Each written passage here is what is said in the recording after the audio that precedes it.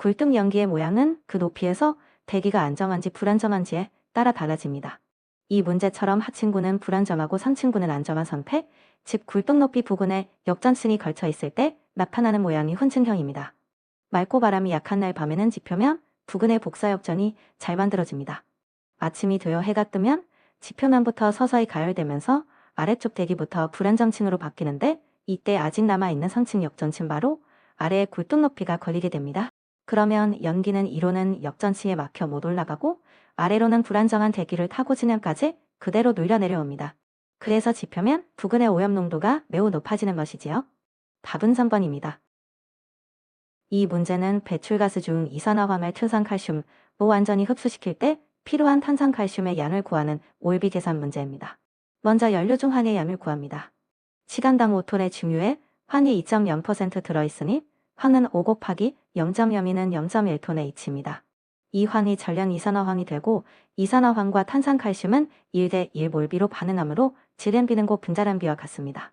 따라서 필요한 탄산칼슘은 312.5kg/H입니다. 답은 2번입니다. 질소전화물은 연소실 온도가 높을수록 공기 중의 질소가 산소와 반응이 많이 생성됩니다. 그래서 NOx를 억제하려면 연소 온도를 낮추는 방향으로 연소 방식을 바꿔야 합니다. 2단 연소법은 연소를 2단계로 나누어 한 번에 타는 열량을 줄이고 저과인 공기 연소법은 공급하는 공기량을 줄여 최고 온도 자체를 낮춥니다.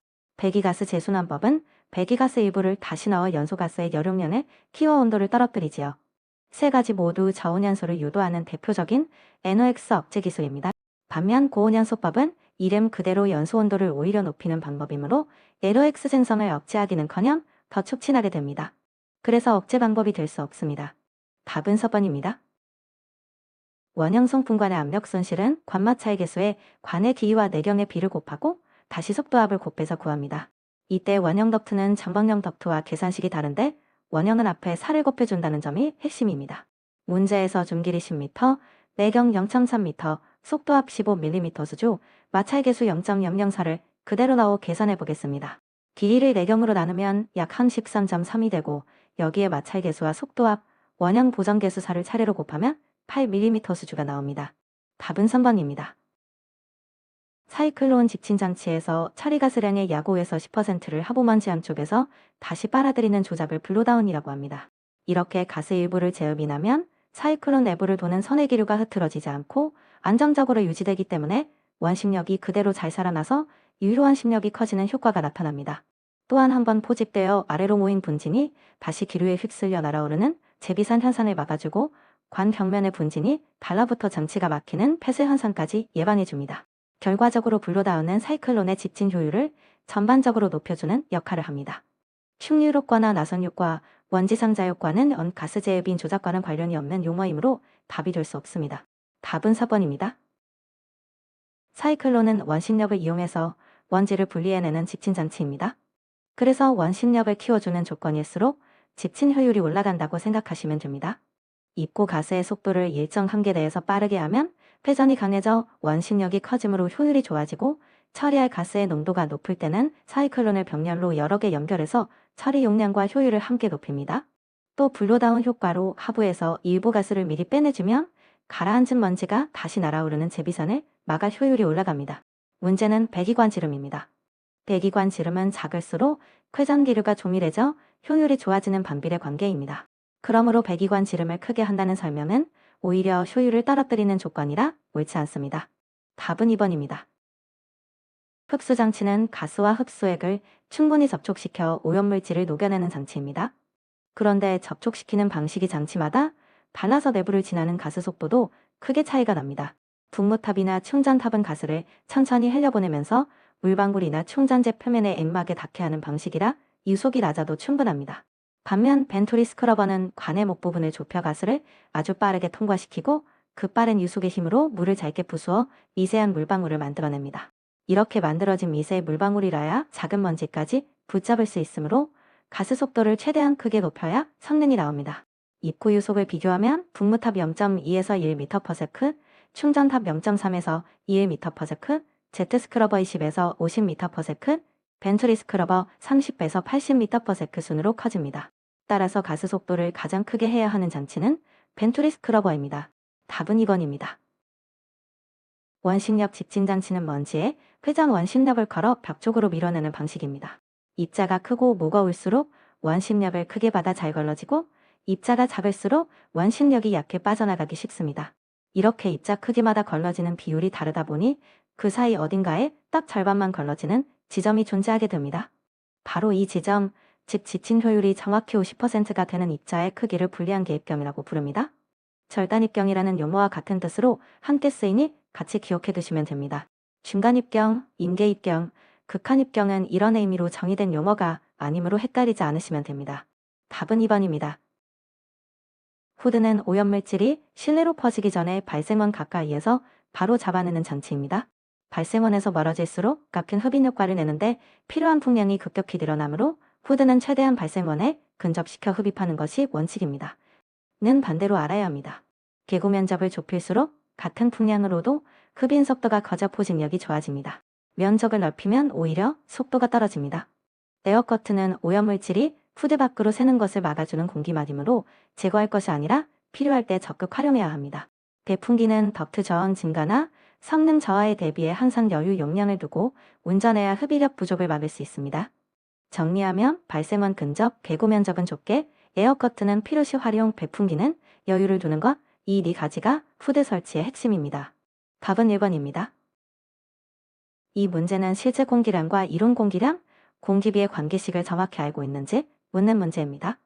이론 공기량은 연료를 완전 연소시키는데 필요한 최소한의 공기량이고 실제로는 연소를 확실하게 시키기 위해 그보다 더 많은 공기를 넣어줍니다. 이때 실제로 넣어준 공기량이 이론 공기량의 몇 배인지를 나타내는 값이 바로 공기비입니다. 즉 공기비란 실제 공기량을 이론 공기량으로 나눈 값이므로 반대로 실제 공기량을 구하려면 공기비에 이론 공기량을 곱해주면 됩니다. 문제 조건에서 공기비 M이 1보다 크다고 했으니 실제 공기량이 이론 공기량보다 커야 앞뒤가 맞습니다. 곱셈 관계이므로 M이 1보다 크면 A도 A5보다 커지는 것이 자연스럽습니다. 답은 1번입니다. 연소 온도를 높이려면 열이 최대한 많이 나고 그 열이 딴 데로 새지 않아야 합니다.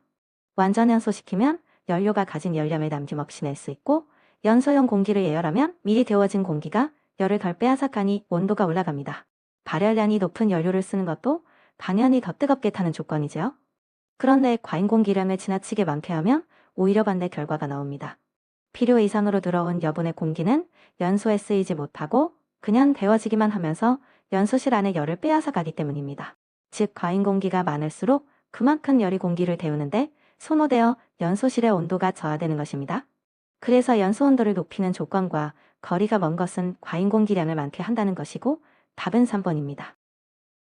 원심력 집진장치, 즉 사이클론은 배출가스의 회전 기류를 일으켜 원심력으로 먼지를 벽 쪽으로 밀어내 포집하는 장치입니다.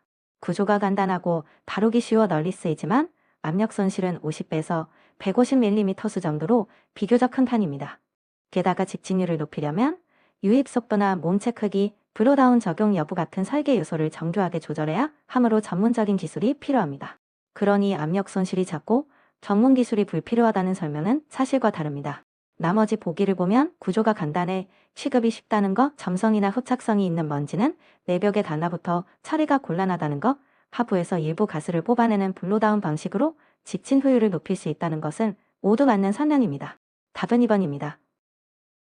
중력 집진 장치는 침강실 안에서 먼지 입자가 중력으로 가라앉는 원리를 이용합니다. 집진율은 입자가 바닥까지 떨어지는 데 걸리는 침강 시간과 가스가 침강실을 통과하는 체류 시간의 관계로 결정됩니다. 높이가 낮으면 입자가 떨어질 거리가 짧아져 침강 시간이 줄어들고 길이가 길면 가스가 그만큼 오래 머물러 체류 시간이 늘어납니다. 진 높이는 낮고 길이는 길수록 입자가 바닥에 닿을 기회가 많아져 집진율이 높아지는 것이지요. 문제의 냉이를 반대로 서술하고 있어 틀린 조건입니다. 나머지 조건들은 모두 맞는 내용으로 기류가 균일하고 유속이 작으며 입구 폭이 클수록 미세 입자가 잘 포집됩니다. 답은 2번입니다. 세정집 진장치는 물을 다루는 방식에 따라 유수식, 카압수식, 회전식으로 나뉩니다. 유수식은 물이 채워진 곳에 항진가스를 불어넣어 먼지를 씻어내는 방식으로 임펠러형, 로터형, 분수형, 나선 가이드 베인형, 오리피스 스크러버가 여기 속합니다. 가압수식은 반대로 항진가스 쪽에 물방울을 뿌려 먼지를 포집하는 방식이라 벤투리 스크러버, 제트 스크러버, 사이클론 스크러버, 분무탑, 포종탑, 충전탑이 여기 해당합니다. 회전식은 팬을 회전시켜 액막 기포를 만들어 먼지를 잡는 방식으로 파이즈너셔, 임펄스 스크러버가 있습니다. 보기 중 벤투리 스크러버, 충전탑, 분무탑은 모두 가압수식이므로 유수식에 속하는 것은 분수형뿐입니다. 답은 1번입니다. 집진장치는 먼지를 얼마나 강한 힘으로 잡아채느냐에 따라 동력비가 달라집니다. 미세한 먼지까지 잡으려면 그만큼 압력 손실이 커지고 송풍기나 펌프에 드는 동력비도 늘어납니다. 중력 집진장치는 별도의 동력장치 없이 그저 먼지가 가라앉는 자연스러운 중력의 힘만을 이용합니다. 구조도 단순한 침강식 형태라 설치비도 저렴하지요. 다만 큰 입자만 갈라짐으로 집진 효율은 낮은 편이고 대신 유지비와 동력비는 가장 적게 듭니다. 반면 벤투리 스크러버는 좁은 목 부분에서 가스 속도를 높이고 물을 강하게 분사해 미세먼지까지 잡아내므로 압력 손실이 매우 커서 동력비가 가장 사이클론과 살수탑도 송풍이나 살수를 위한 동력이 필요해 중력 집진장치보다는 동력비가 더 듭니다. 답은 4번입니다. 바달로는 여러 단을 거치며 폐기물이 천천히 아래로 내려가는 구조라 체류 시간이 매우 깁니다. 체류 시간이 길다는 것은 폐기물이 루 내부에 오래 머물며 서서히 데워지고 서서히 식는다는 뜻이므로 온도 반응 자체가 느릴 수밖에 없습니다. 온도 반응이 느리면 보조연료를 더 넣거나 줄여도 로 내부 온도가 즉각 달아오지 않으니 오히려 보조연료 사용량 조절이 어려워집니다. 그래서 온도 반응이 신속해서 조절이 용이하다는 설명은 틀린 내용입니다. 반대로 긴 체류 시간과 넓은 접촉 표면 덕분에 휘발성이 적은 폐기물도 충분히 태울 수 있고 수분이 서서히 증발할 시간이 확보되어 수분 함량이 높은 폐기물도 처리할 수 있으며 단마다 온도 조건을 다르게 줄 수 있어 성상이 다른 여러 폐기물도 함께 처리할 수 있습니다. 이 세 가지는 모두 맞는 설명입니다. 답은 2번입니다. 절대 온도는 섭씨 온도에 273을 더해서 구합니다. 섭씨 0도가 절대 온도로는 273K에 해당하기 때문에 두 온도 사이의 간격은 그대로 두고 시작점만 273만큼 옮겨준다고 생각하시면 됩니다. 문제에서 섭씨 25도가 주어졌으니 공식에 그대로 대입하시면 됩니다. 답은 4번입니다. 이 문제는 폐기물 공정시험 기준 총칙에 나오는 함량의 정의를 정확히 암기하고 계신지 묻는 문제입니다. 함량이란 더 이상 증발할 수분이 없어서 무게 변화가 없어진 상태를 말합니다. 그런데 시험을 볼 때마다 무게가 완전히 똑같아질 때까지 무한정 건조할 수는 없으니 실무에서 쓸 수 있는 기준값을 정해둔 것입니다. 같은 조건에서 1시간 더 건조했을 때 건조 전후 무게의 차이가 지당 0.3mg 이하로 나오면 더 건조해도 무게가 거의 변하지 않는다고 보고 함량에 도달했다고 판단합니다. 보기에 0.3, 0.5, 2, 5mg 이렇게 비슷한 숫자가 나열되어 헷갈리기 쉬운데 0.3mg이라는 값 자체를 정확히 외워두셔야 합니다. 답은 1번입니다. 염수로 소독을 하면 물속에 잔류염소가 남게 되는데 이 잔류염소가 물에 섞여있는 페놀과 만나면 플로로페놀이라는 물질로 바뀝니다. 문제는 이 클로로페놀이 원래의 페놀보다 훨씬 강한 불쾌한 냄새와 맛을 낸다는 점입니다. 그래서 점수장에서 열심히 염소 소독을 해도 원수의 페놀 성분이 섞여 있으며 오히려 냄새가 더 심해지는 역설적인 상황이 생기지요. 나머지 보기인 PCB, 다이옥신, CFC는 모두 잘 알려진 유해 물질이지만 염소와 반응해 물맛과 냄새를 유발하는 물질로 다뤄지지는 않습니다. 그러니 잔류염소와 페놀이 만나 생기는 반응 생성물을 묻는 이 문제의 정답은 클로로페놀입니다. 답은 1번입니다. 이 문제는 건조 전후에 변하지 않는 것이 쓰레기 속 건조물 양이라는 점을 이용하는 문제입니다. 쓰레기 1톤, 즉 1000kg 중 수분이 25%이니 건조물은 나머지 75%인 750kg입니다. 이 750kg은 건조 후에도 그대로 남고 수분 함량만 10%로 줄어드는 것이지요. 그러면 건조 후 쓰레기 전체 양에서 건조물이 차지하는 비율은 90%가 되므로 건조 후 양을 W라 하면 W 곱하기 0.9가 750kg과 같습니다. 처음 1000kg에서 건조 후 833.18kg으로 줄었으니 그 차이가 바로 증발한 수분량입니다. 약 167kg이므로 답은 3번입니다. 질소는 물속 영양염료로 작용해 조류가 과다 번식하는 부용량화의 원인이 되고 유기물은 분해되면서 용존산소를 소비해 악취와 산소 결핍을 일으키며 철은산화되면 붉은색을 띠어 미관상 피해를 줍니다. 이 세 가지는 오염물질과 피해 상태가 올바르게 연결되어 있습니다. 문제는 카드뮴입니다. 카드뮴 이온은 뼈를 구성하는 칼슘 이온과 크기와 전하가 비슷해서 몸속에서 칼슘 대신 뼈 조직에 자리 잡아버립니다. 그 결과 뼈가 약해지면 골연하증이 나타나고 심해지면 2타2타입염으로까지 이어집니다. 즉 카드뮴의 대표적 피해는 전신질식 현상이 아니라 뼈와 관련된 질환이라는 점을 기억하시면 됩니다. 그래서 오염물질과 피해 상태의 연결이 거리가 먼 것은 카드뮴 전신질식 현상이며 답은 2번입니다.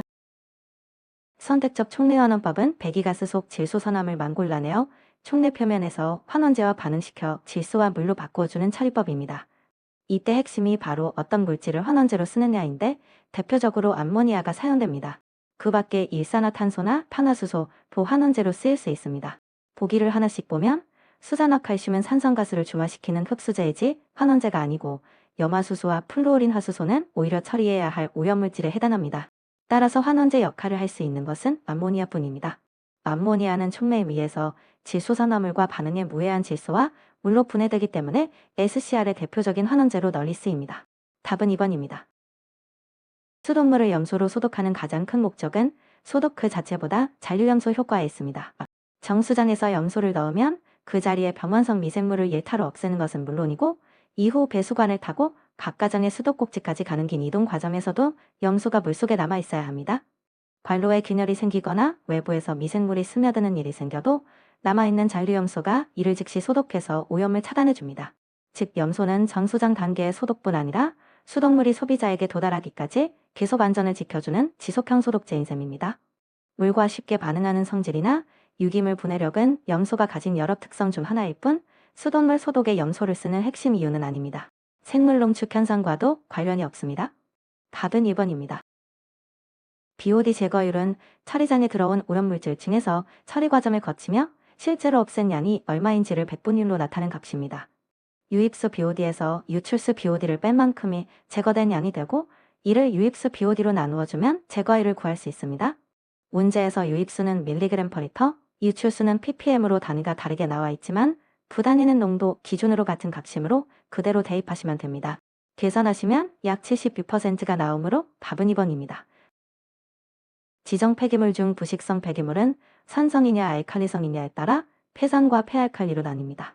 이때 판단 기준이 되는 것이 바로 수소이온 농도 지수, 즉 pH입니다. 폐산은 액체 상태의 폐기물로서 pH가 2.0 이하인 것으로 한정합니다. 산성이 강할수록 부식성도 커지므로 기준을 아주 낮은 수치인 2.0 이하로 엄격하게 잡아 관리하는 것입니다. 반대로 폐알칼리는 액체 상태의 폐기물로서 pH가 12.5 이상인 것으로 한정하며 수산화칼륨 및 수산화나트륨도 여기에 포함됩니다. 산과 알칼리는 서로 반대되는 성질이니 기준값도 낮은 쪽인 2.0과 높은 쪽인 12.5로 대칭적으로 나뉜다고 기억하시면 헷갈리지 않으실 겁니다. 따라서 폐산의 기준은 pH 2.0 이하이므로 답은 1번입니다. 레이놀즈 수는 유체의 밀도와 평균 속도와 특성 길이를 곱한 값을 점성계수로 나누어 구합니다. 식을 보시면 분자에 있는 밀도, 속도, 입자의 지름을 레이놀즈 수와 비례 관계에 있습니다. 반면 분모에 있는 점성계수는 커질수록 레이놀즈 수가 작아지니 반비례 관계가 됩니다. 점성계수가 크다는 것은 유체가 끈적해서 흐름을 방해한다는 뜻이니 흐름이 흐트러지기 어려워져 레이놀즈 수가 작게 나온다고 이해하시면 쉽습니다. 입자의 침당 속도는 레이놀즈 수 산정식에 직접 들어가는 변수가 아니므로 헷갈리지 않도록 주의하세요. 답은 1번입니다. 이 문제는 스토크스 법칙에 따른 입자의 침전 속도 공식을 정확히 알고 계신지 묻는 문제입니다. 식을 보시면 분자의 입자의 지름이 제곱으로 중력가 속도와 입자, 물의 밀도차가 곱해져 있으니 이 셋은 침전 속도에 비례합니다. 반대로 물의 점도는 분모에 있으니 반비례합니다. 그러므로 밀도차는 반비례가 아니라 비례관계입니다. 입자가 물보다 무거울수록 즉 밀도차가 클수록 더 빨리 가라앉는다고 이해하시면 쉽습니다. 답은 4번입니다. 이 문제는 슬러지 용적지수와 슬러지 밀도지수의 관계식을 정확히 기억하고 있는지 묻는 문제입니다. SVI는 슬러지가 얼마나 조밀하게 농축되는지를 나타내는 지표로 SVI의 역수에 100을 곱해서 정의합니다. SVI가 크다는 것은 같은 양의 슬러지가 부피를 많이 차지한다는 뜻이니 성기고 밀도가 낮다는 의미이고 이때 SDI는 작아집니다. 반대로 SVI가 작으면 슬러지가 잘 가라앉아 농축이 잘 되는 것이므로 SVI는 커지지요. 이렇게 두 지표는 서로 반비례 관계에 있습니다. SDI를 정의하는 식을 SVI 기준으로 다시 정리하면 그대로 100을 SVI로 나눈 형태가 나옵니다. 답은 1번입니다. 이 문제는 회전원 판법의 BOD 부하를 구하는 문제입니다. BOD 부하는 하루에 들어오는 BOD 총량을 원판의 전체 표면적으로 나눈 값입니다. 유입 BOD는 200mg/L에 유량 1000큐빅미터 D를 곱해 10만 gd이고 표면적은 지름 3m 원판을 연면 300매로 계산합니다. 답은 2번입니다. 분유는 사람과 가축의 배설물이 주성분이다 보니 유기물 함량이 매우 높고 흙이나 모래 같은 토사와 각종 협작물도 함께 많이 섞여 있습니다. 또한 온속 노폐물이 그대로 배출된 것이라 염분과 질소의 농도도 높은 편입니다. 그런데 고액 분리는 이야기가 다릅니다. 분유는 고록물 함유도가 매우 높고 점도가 크며 콜로이드성 물질까지 많이 포함하고 있어서 물과 고용분을 쉽게 갈라내기가 어렵습니다. 그래서 실제 분뇨 처리 공정에서도 고액 분리 단계가 가장 까다로운 부분으로 꼽힙니다. 정리하면 유기물 함유, 토사 및 협점물 다량 함유, 염분, 질소 농도가 높다는 설명은 모두 맞지만 고액 분리가 쉽다는 설명은 실제와 반대입니다. 답은 2번입니다. 슬러지 계량, 즉 컨디셔닝은 슬러지에서 물을 잘 빼내기 위해 미리 손질해 주는 처리 과정입니다. 생슬러지는 입자가 미세하고 물과 엉겨있는 상태라서 그대로 탈수기에 넣어도 물이 잘 빠지지 않습니다. 그래서 세척이나 약품 처리, 열 처리 같은 방법으로 슬러지 입자의 구조를 바꾸거나 서로 뭉치게 만들어서 탈수가 잘 되도록 준비해 주는 것이 계량의 핵심 원리입니다. 결국 계량을 하는 이유는 딱 하나, 탈수섬을 향상시키기 위해서입니다. 악취 제거나 무해와 부패 방지는 소화나 소각 같은 다른 처리 단계에서 다뤄지는 목적이지 계량 자체의 목적은 아닙니다. 헷갈리지 마시고 계량은 곧 탈수선 향상이라고 기억하시면 됩니다. 답은 3번입니다. 퇴비와는 호기성 미생물이 유기물을 분해하는 과정이라 미생물이 계속 활동하려면 산소가 끊임없이 공급되어야 합니다. 그런데 폐정물 속 산소는 미생물 호흡으로 금방 소비되어 버리므로 규칙적으로 교반해서 소비된 산소를 보충해 주어야 분해가 계속 진행됩니다. 그래서 4번이 정답입니다. 나머지 보기도 짚어보겠습니다.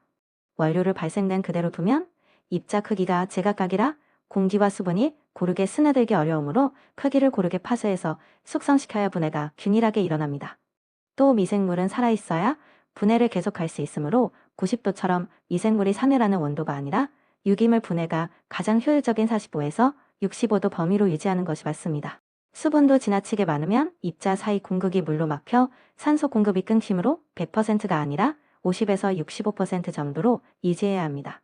답은 4번입니다. 이 문제는 팔질화를 거치면 질소가 최종적으로 어떤 형태가 되는지를 묻습니다.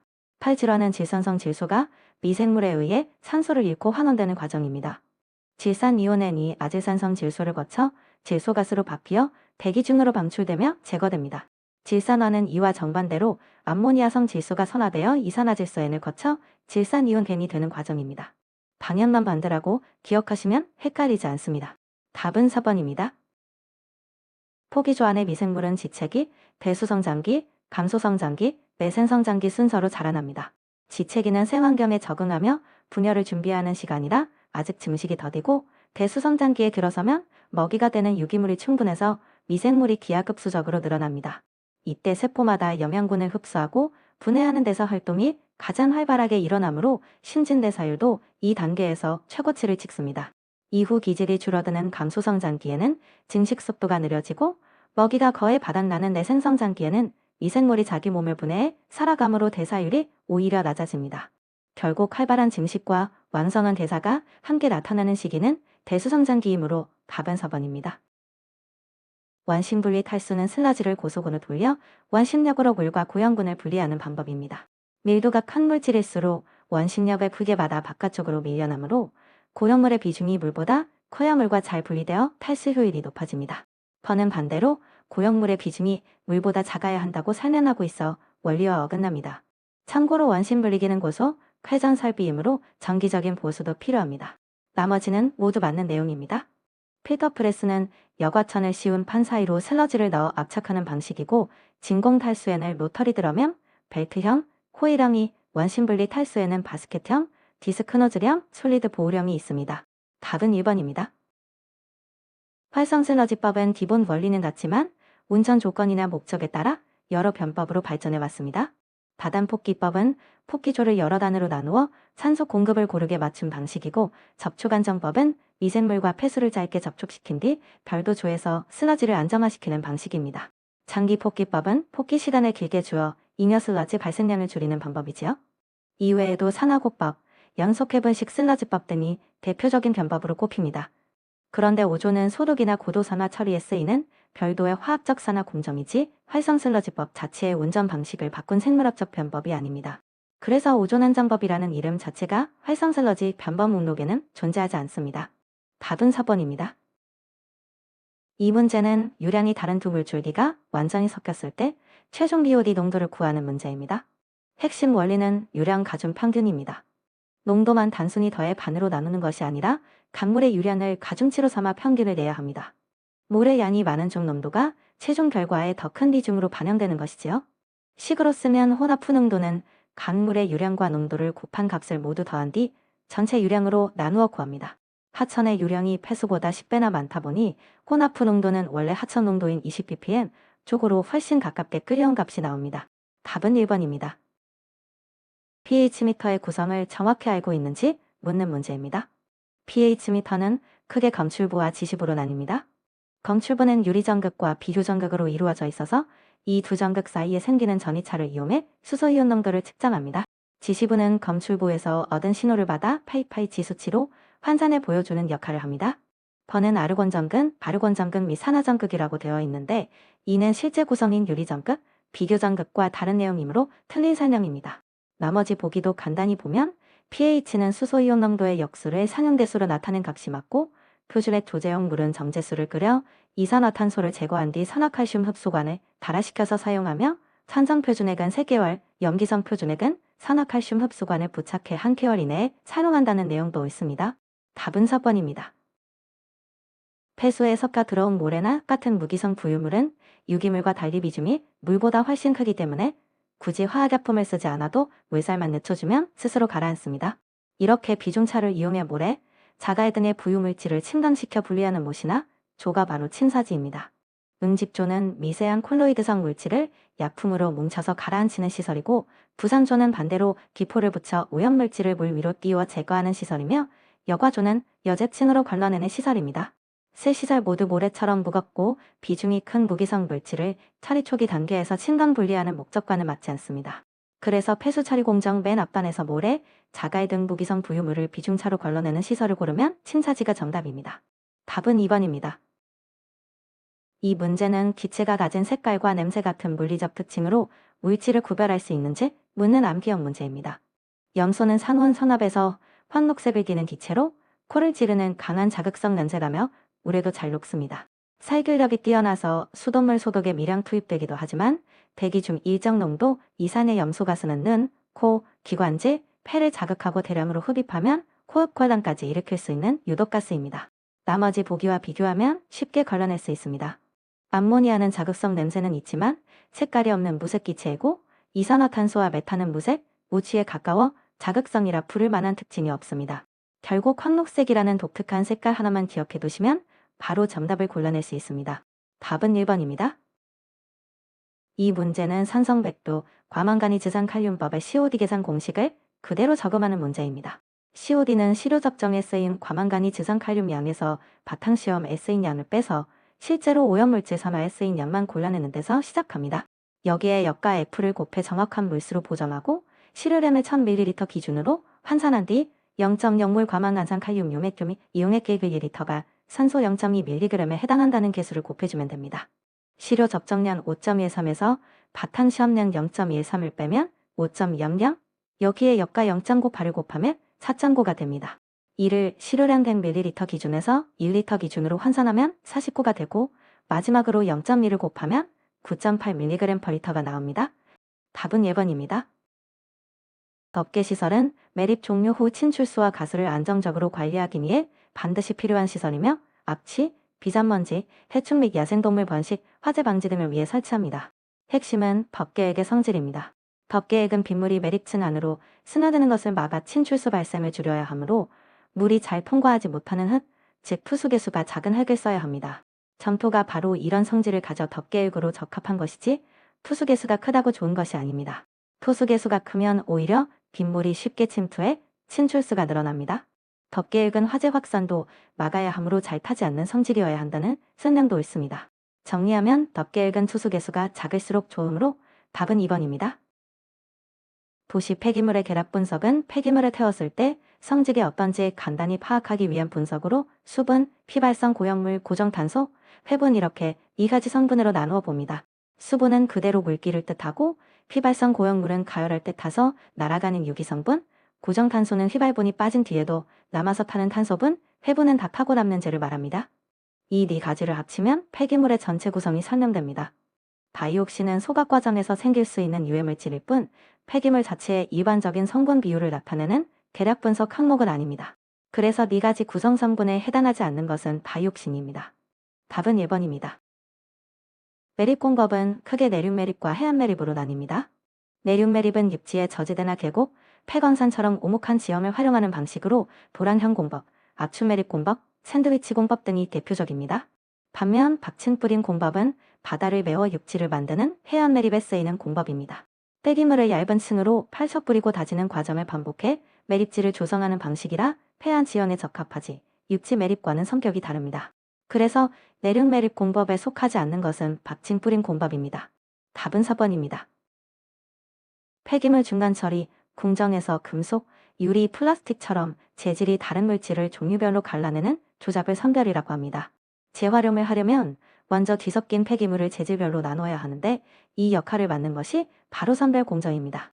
선별 방법은 재질의 어떤 성질 차이를 이용하느냐에 따라 여러 가지로 나뉩니다.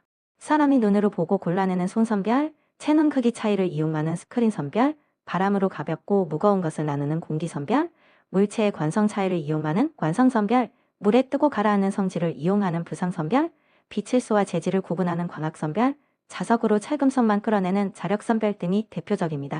반면 압축은 부피를 줄이는 공정이고 건조는 수분을 없애는 공정이며 파쇄는 크기를 작게 부수는 공정이라 재질을 분리하는 목적과는 다릅니다. 재활용 가능한 성분을 종류별로 분리해내는 것은 선별이므로 답은 3번입니다. 이 문제는 여러 국제환경협약의 핵심 목적을 구분할 수 있는지 묻는 문제입니다. 먼저 오답을 정리하면 교토의 정선은 지구온난화를 일으키는 온실가스 감축을 약속한 지구변 하협약의 실행협약이고 비엔날 협약은 오존층 보호를 위해 맺어진 최초의 국제협약이며 몬트리올의 정선은 오존층 파괴물질인 염화플루오린 합탄소의 생산과 사용을 구체적으로 규제하는 협약입니다. 이 셋은 모두 대기 중 온실가스나 오존층 문제를 다룬다는 공통점이 있습니다.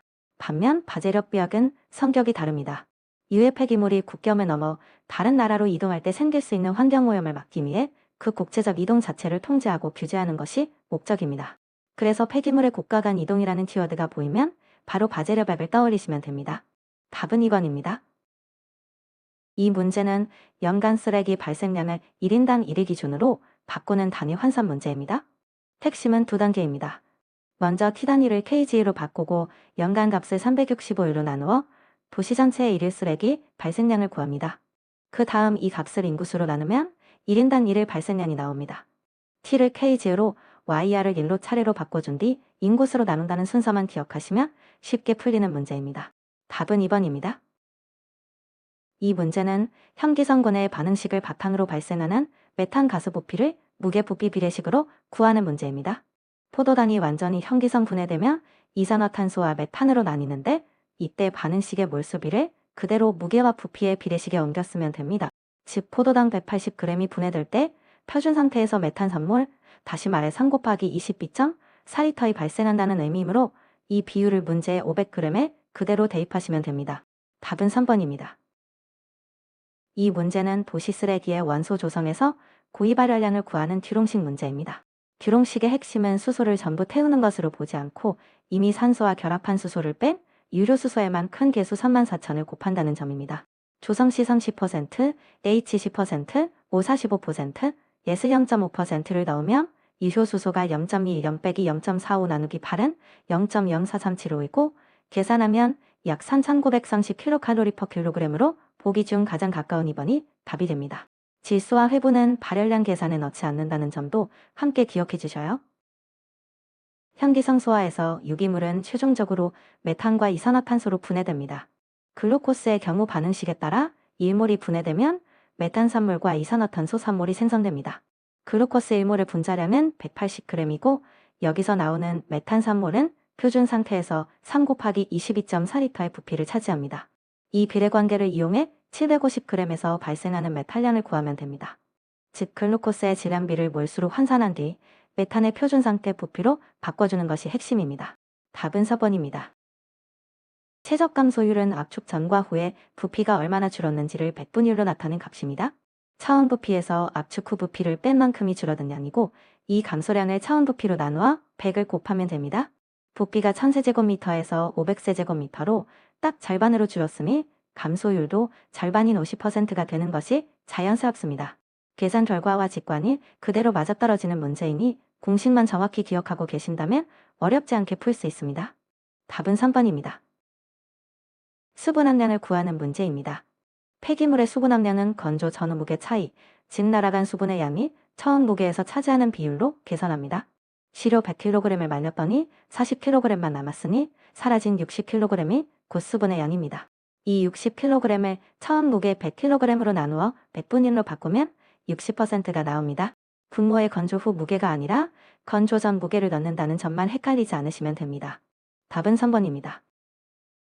폐기물 발생량을 추정할 때 공장이나 사업장을 하나의 시스템으로 놓고 그 안으로 들어오고 나가는 물질의 양을 따져보는 방법이 물치수지법입니다.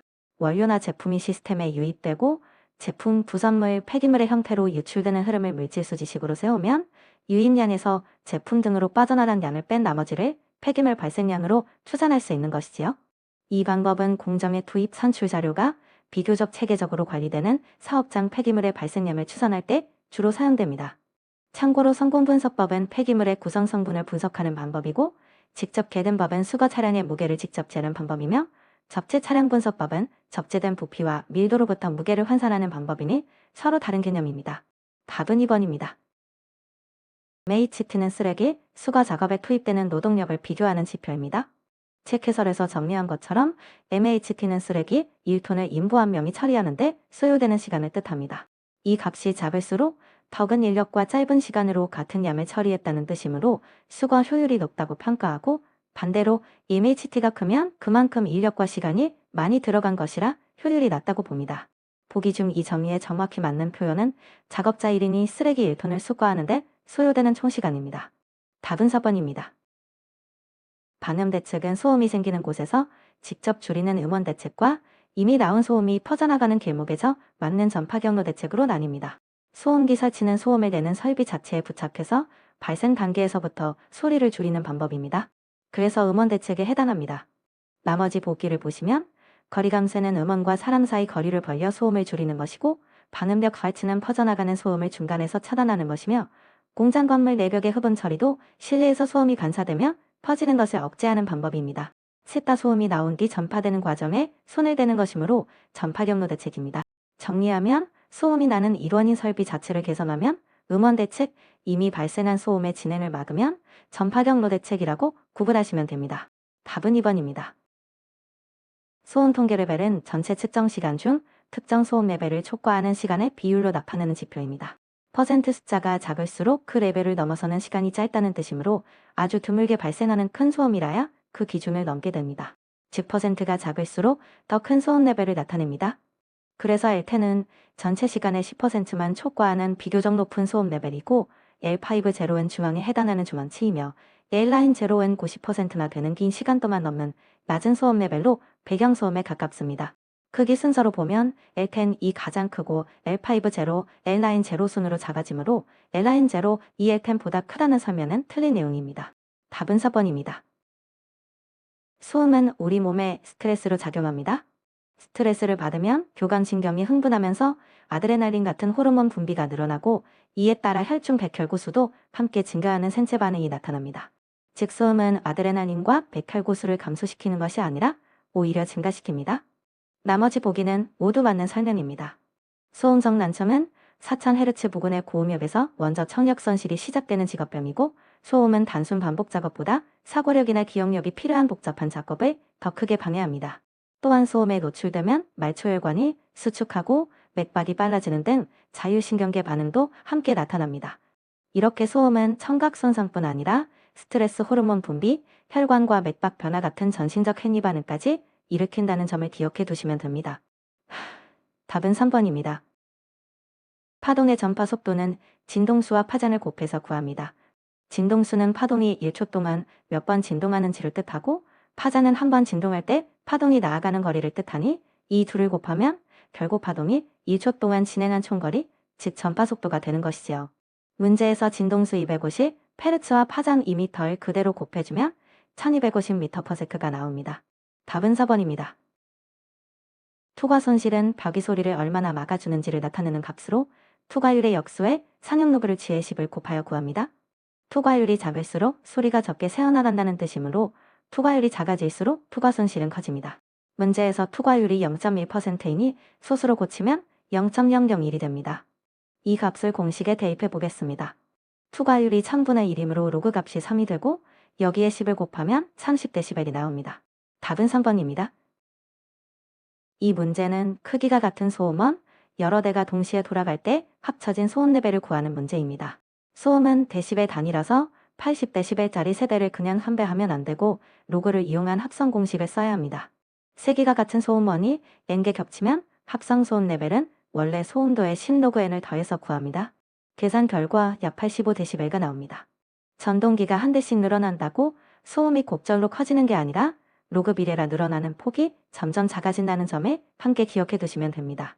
답은 3번입니다.